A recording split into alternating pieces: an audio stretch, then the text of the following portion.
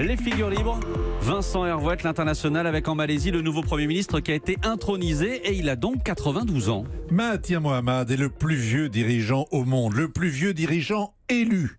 Des satrapes qui se maintiennent au pouvoir, portés par l'entourage, des tyrans qui n'ont plus de dents mais qui continuent de mordre. Il y en a partout, pas seulement en Afrique. Mais remporter l'élection contre tous les pronostics, faire triompher l'opposition pour la première fois depuis l'indépendance, revenir au pouvoir pour balayer son successeur, c'est l'incroyable aventure de Mahathir Mohamad.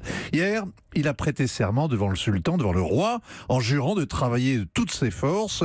Il lui en reste, car il vient de passer 15 ans à se reposer, mais quand même, sa coalition s'appelle le Pacte de l'Espoir, et c'est dire si c'est un pari. Le pouvoir, il connaît, il a gouverné la Malaisie pendant un quart de siècle. Oui, dans les années 80, il a été le père de la Malaisie moderne. Il avait mauvaise réputation, refusant les dictats du FMI, virant la main-d'œuvre étrangère, laissant prospérer islamisation et corruption. Il est raciste, il est antisémite, il est sans scrupules, mais il a fait de son pays une oasis de prospérité. À la retraite, Mahathir Mohamad regardait faire son dauphin, Najib Razak, l'homme qu'il avait choisi. Il l'a regardé se noyer dans les scandales, verrouiller de plus en plus le champ politique et les libertés économiques, vendre le pays aux Chinois. Mohamad fulminait. Il a décidé d'arrêter le gâchis, de faire la peau aux traîtres. La vieillesse est revancharde. C'est le retour de Monte Cristo, mais en vieillard indigne. Comment est-ce qu'il a fait ?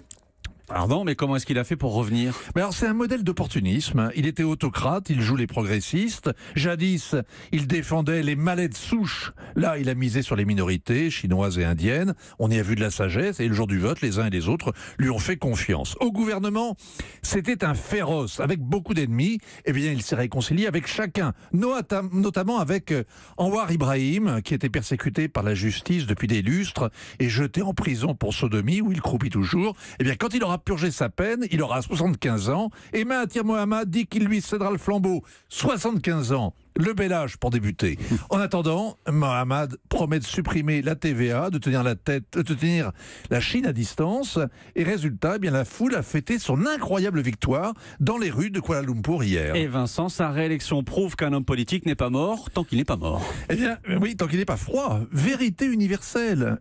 L'espoir de tous les losers, de tous les vaincus du suffrage universel, c'est que l'histoire repasse les plats. Le pouvoir est une drogue. Mohamad est tombé en politique en se faisant élire pour la première fois à 38 ans, comme Emmanuel Macron.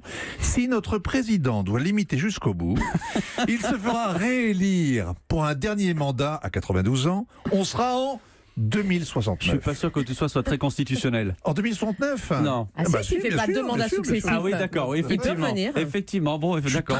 Je suis très impatient de voir ça. Bon. Europe 1.